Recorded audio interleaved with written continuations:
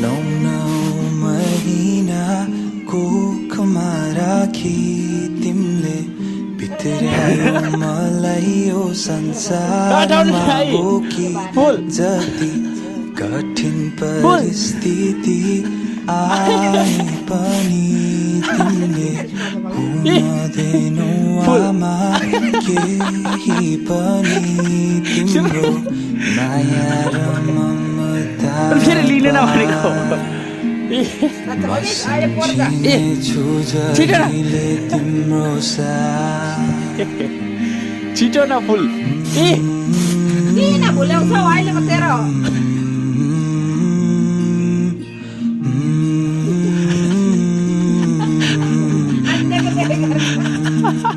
क्षमा पाऊ आमा